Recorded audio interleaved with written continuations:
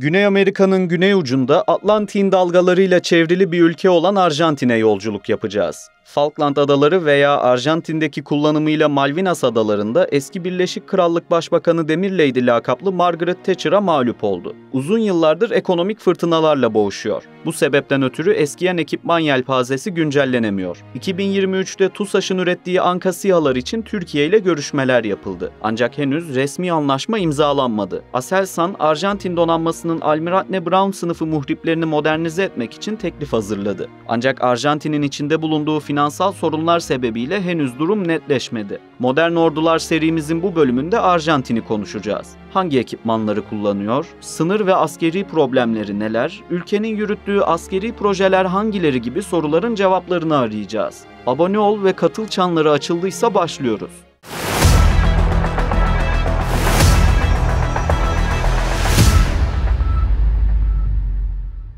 Ordunun yapısıyla başlayalım. 1994 yılına kadar erkekler için zorunlu askerlik uygulanıyordu. Ancak bu yıldan itibaren yürürlükten kaldırıldı. Artık gönüllü askerlik tercih ediliyor. 18-24 yaş arası erkekler ve kadınlardan seçiliyor. Kadınlar 1980'lerden itibaren orduda daha aktif roller almaya başladı. 1996'da gönüllü askerlik sisteminin tam uygulanmasıyla kadınların katılımı resmi olarak teşvik edildi. Örneğin hava kuvvetlerinde kadın pilotlar ve deniz kuvvetlerinde kadın subaylar görev yapıyor. Ordu 3 kuvvetten oluşuyor. Bunlar kara kuvvetleri, deniz kuvvetleri ve hava kuvvetleri. Ordunun bütçe içindeki payından bahsedelim. Gayri safi yurt içi hasılaya göre değerlendireceğiz. Veriler 2020-2024 arasına ait. 2020 ve 2021'de %0.8, 2022'de %0.6, 2023'te %0.5, 2024'te %0 pay ayrılmış. Başkomutanlık makamında aynı zamanda devlet başkanı olan Javier Milei bulunuyor.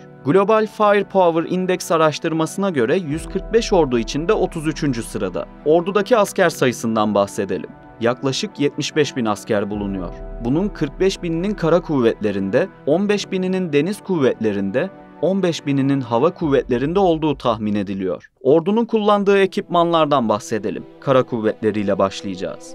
Ana muharebe tankı olarak tam modeller bulunuyor. Arjantin ve Batı Almanya tarafından ortaklaşa geliştirildi. 250 adet envanterde. Hafif tank olarak 112 parça SK-105 kürasyerler tercih ediliyor. Bunlar Avusturya'dan satın alındı. Piyade muharebe aracı olarak tam VCTP araçlar kullanımda. Tam model tanklardan esinlenerek üretildi. Batı Almanya ve Arjantin tarafından ortaklık kurulmuştu. Zırhlı personel taşıyıcılara geçelim. Amerika Birleşik Devletleri'nden M113, M577 ve M548'ler satın alındı. 2016 yılında Almanya'dan UR416 araçları da temin edildi. 40 parça bulunuyor. Çin'den 4 adet WZ-551 model araçlar da kullanılıyor. İsviçre üretimi olup amfibik lojistik görevlerinde kullanılan MOVAK Grenadier araçları da tercih ediliyor. Birleşik Krallık'tan 9 adet Alvis taktika araçları da satın alındı. Bunlar ülkenin Kıbrıs adasındaki Birleşmiş Milletler Barış Gücü'ndeki birlikleri tarafından kullanılıyor. Son olarak Amerika'dan 134 parça Humvee araçları da envantere eklendi. Topçu, obüs ve roket topçusu ünitelerinden bahsedelim. Arjantin ve İtalya tarafından birlikte geliştirilen tam VCA kundağı motorlu topçu aracından 20 adet bulunuyor. Havan taşıma aracı olarak tam VCTM'ler kullanımda. Ayrıca aynı görevler için Amerika'dan satın alınan 25 adet M106 modellerde hazır bulunuyor.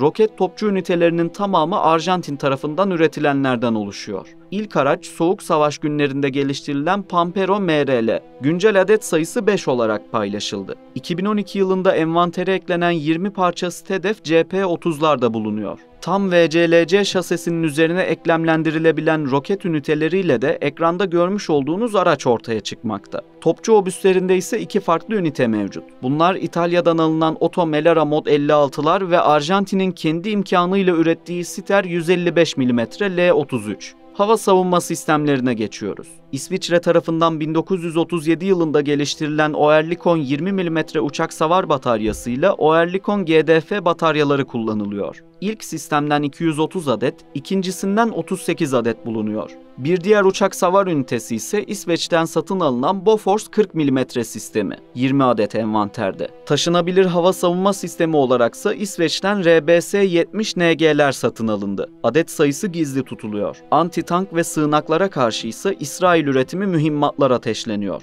Hero 30 ve Hero 120 mühimmatları bulunuyor. 2022'de satın alındı. Kara havacılık unsurlarıyla devam edeceğiz. İspanya'dan Casa C212 Aviokar uçakları satın alındı. Askeri nakliye görevlerinde kullanılıyor. 3 adet mevcut. Avusturya üretimi Diamond DA-42M Twin Star uçakları ise gözlem görevleri için hazır bulunuyor. 3 adet kullanımda. Kanada'dan genel maksatlı uçak olarak de Havilland Kanada DHC-6 Twin Otter modeller tercih ediliyor. 2 adet envanterde. Aynı görevler için bir diğer uçaksa Amerika'dan temin edildi. Fairchild Swearingen SA-226'lar kullanılıyor. Güncel adet sayısı 6 olarak paylaşıldı. Hafif uçak sınıflandırması için 2 farklı model tercih edildi. İkisi de Amerika'dan satın alındı. Cessna T2017 Turbo Skywagon ve KES 208B Grand Karavanlar görevlendiriliyor. Arjantinli kara havacı pilotların eğitimi içinse Cessna T41'de Mescalero uçakları tercih edildi. Helikopterler ve insansız hava araçlarıyla kara kuvvetlerini tamamlayacağız. Birincil helikopter Amerika'dan satın alınan Bell UH-1H Iroquois, 44 adet envanterde. Genel maksat görevleri içinse Bell 212 kullanılıyor. Sadece 1 adet envanterde. Aynı görevler için 2 farklı helikopter modelinin kullanımı daha söz konusu. Bunlar Eurocopter AS-332B Super Puma ve Aerospatiale SA-315B Lamalar. Eğitim maksadı için Bell 206 helikopterleri tercih ediliyor. 20 adet bulunuyor. İnsansız hava aracı olarak hem Çin'den alınan bir model hem de Arjantin'in geliştirdiği 2 farklı model görevlendiriliyor. 1996 yılından itibaren envantere katılan Lipan M3 İHA'larından 6 adet mevcut. Bu aynı zamanda Mısır ordusu tarafından da kullanılıyor. Çin'den alınan DJI Mavic mini İHA'ları da görevlendirilebiliyor. 6 adet envanterde. Bir diğer mini İHA ise Tehuelhe 320. Deniz kuvvetlerine geçiyoruz. 3 adet Almirante Braun sınıfı muhrip bulunuyor. Bunlar Almanya tarafından üretildi. 1983 ve 1984 yıllarında envantere katıldı. 5 adet Espora model korvet de görevlendirildi. Bu araç Almanya ve Arjantin tarafından ortaklaşa geliştirildi. Devriye gemilerinde 2 farklı model kullanılıyor. Birincisi Fransa'dan alınan Govindler, ikincisi ise Arjantin üretimi olan Muratür. Fransa'dan gelenler 2019-2022 arasında, diğer modelse 1946'da orduya katıldı. Hızlı saldırı gemisi olarak sadece Intrepida model kullanılıyor. 2 adet mevcut. 1974'te envantere eklendi. Devriye botu olarak 3 farklı model var. İlk model Arjantin üretimi olan Zurubi. Sadece 1 adet kullanılıyor. 1939'da üretildi. 1985'e kadar kullanıldıktan sonra modernize edilerek 1993'te yeniden envantere girdi. İsrail ve Amerika'nın geliştirdiği Baradero sınıfı gemilerdense 4 adet kullanılıyor. 1978'de hizmete alındı. 2000 yılında Amerika Birleşik Devletleri'nden Punta Mogates sınıfı botlar satın alındı. Toplam 2 adet mevcut. Hava kuvvetlerine geçiyoruz. Çok sayıda dış alım yapıldı. Detaylandıracağız. Avcı uçaklarıyla başlayalım. Çoğu araç eski tarihli. İtalya'dan temin edilen 2 adet Ansaldo A1 Balillalar kullanıldı. Birinci Dünya Savaşı döneminde Birleşik Krallık tarafından üretilen 42 adet Bristol F-2 Fighter uçakları da bulunuyor. Önleme uçağı olarak sadece Fransız şirket Dassault tarafından üretilen Mirage 3 uçakları envanterde bulunuyor. 41 adet mevcut. 24 adet F-16 çok rollü savaş uçağı bulunuyor. 2024'te Danimarka'dan 300 milyon dolar karşılığında satın alındı. Eskiyen Mirage 3'lerin yerini alacak. 22 adet FMA IA-58 Pucara uçakları da hafif saldırı görevlerinde kullanılıyor. Bunlar Arjantin tarafından üretildi. Ayrıca FMA IA-63 Pampa uçaklarından da 4 adet kullanımda. Bunlar da Arjantin'in geliştirdiği uçaklardan. Jet eğitimleri için de tercih ediliyor. Avcı ve taarruz uçağı olaraksa Amerikan şirket Lockheed Martin'in ürettiği A4AR Fighting Hawk uçakları bulunuyor. Güncel adet sayısı 24. Bunların 24 tanesi eğitim maksadıyla ayrıldı. Sadece aday askeri pilotların talimlerinde kullanılıyor. Elektronik harp uçağı olarak sadece Learjet 35 modeli tercih ediliyor. 1 adet kullanımda. Tanker uçağı olarak da 1 model bulunuyor. 2 adet KC-130 Herkül uçakları görevlendiriliyor. Nakliye uçaklarında 5 farklı model tercih ediliyor. Lockheed C-130 Herkül model uçaklar birincil araç olarak tercih ediliyor. 4 adet envanterde. Antarktika'daki Arjantin üslerine lojistik destek için görevlendiriliyor. Hafif nakliye için North American Subreliner modelinden 1 adet uçak bulunuyor. Amerika'dan Basler BT-67 uçakları da satın alındı. Adet sayısı gizli tutuldu. Bunlar genel maksat amacıyla kullanılıyor. Gross G-120 TP uçakları aday askeri pilotların temel eğitimlerinde görevlendiriliyor. Aynı talimler için Beechcraft T-6 Texan 2 uçakları da tercih ediliyor. Son temel eğitim uçağı İtalya'dan satın alınan Tecnam P-2022 Sierra. Helikopterleri ele alacağız.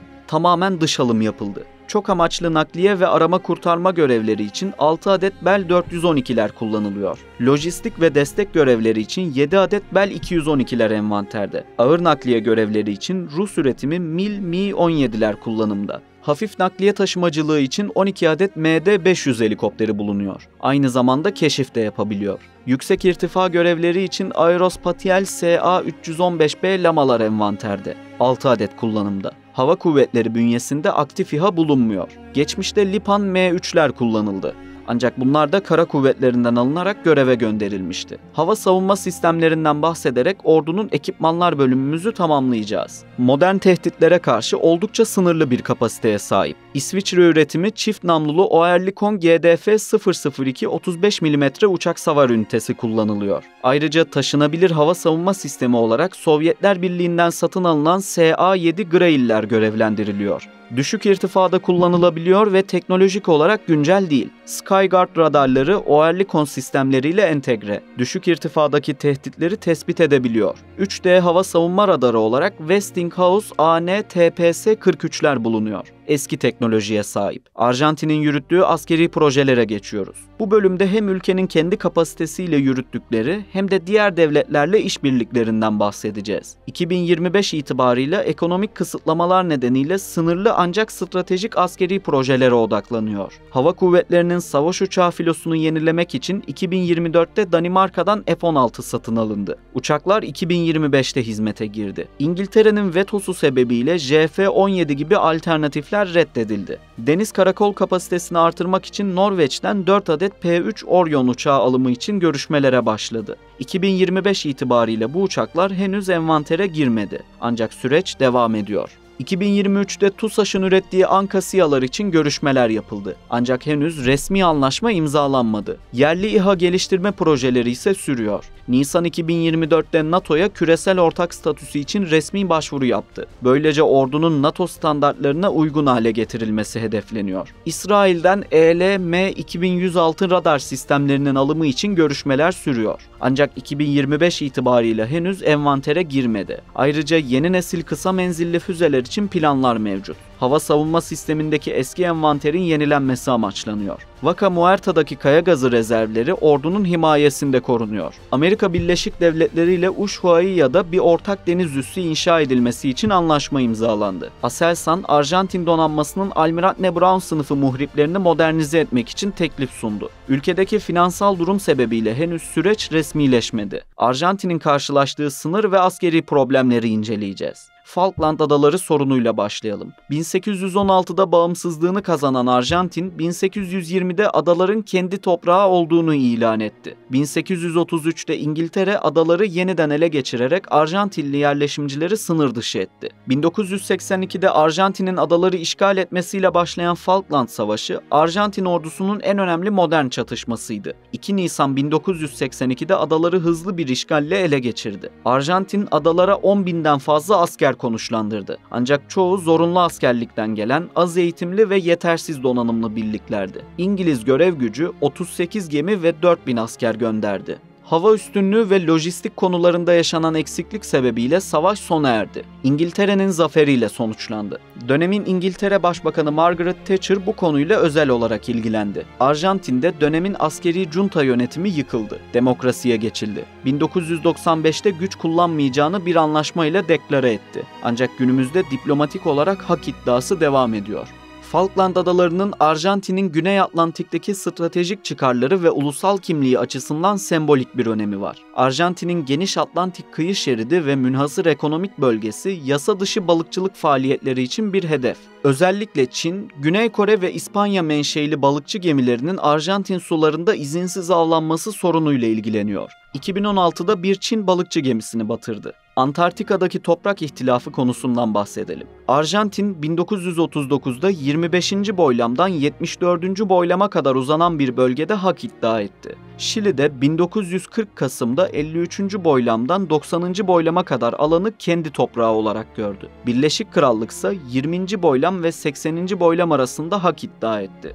Çakışan boylamlar stratejik açıdan değerli. Büyük ölçekte petrol rezervi olduğu tahmin ediliyor. Antarktika'daki egemenlik ihtilaflarını dondurmak için 1 Aralık 1959'da 12 ülke anlaşma imzaladı. Arjantin, Şili, İngiltere, Amerika, Sovyetler Birliği, Avustralya, Norveç, Yeni Zelanda, Fransa, Japonya, Belçika ve Güney Afrika katıldı. Antarktika'daki askeri üsler, silah testleri ve manevralar yasaklandı. Madenciliğe sıkı bir kontrol getirildi. 2024'te Antarktika Yarımadası'nda bitki örtüsünün 12 kat artması kıtanın kaynak potansiyelini ortaya çıkartabilir. Arjantin ekonomik kısıtlamalar ve modernizasyon sorunlarıyla da ilgileniyor. Ekonomik krizler ordu modernizasyonunu ve askeri kapasiteyi olumsuz etkiliyor. Yüksek enflasyon ve IMF'ye 44 milyar dolar borç savunma harcamalarını sınırlandırdı. Falkland Savaşı'ndan sonra modernizasyon için çaba gösterse de pek mesafe kat edilemedi. Örneğin hala A4AR Fighting Hawk uçakları kullanılıyor.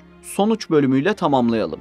Düşük maaşlar ve ekonomik kriz gençleri orduya katılmaktan caydırıyor. Ordu ekonomik kriz nedeniyle yetkin personeli elinde tutmakta zorlanıyor. Bu özellikle yüksek teknolojili ekipmanların kullanımını zorlaştırıyor. Envanter yelpazesinde çok sayıda eski tarihli araçların varlığı da modernizasyon çalışmaları için fazladan sebep oluşturuyor. Video bitti. Fikirlerinizi yorumlarda bekliyoruz. Bu tarz daha fazla içerik için GZT'ye katılmayı ve abone olmayı unutmayın. İzlediğiniz için teşekkürler. Amerika Birleşik Devletleri ile Ushuaia'da bir ortak deniz üssü inşa edilmesi için anlaşma imzalandı. Aselsan, Arjantin donanmasının Almirante Brown sınıfı muhriplerini modernize etmek için teklif sundu. Ülkedeki finansal durum sebebiyle henüz süreç resmileşmedi.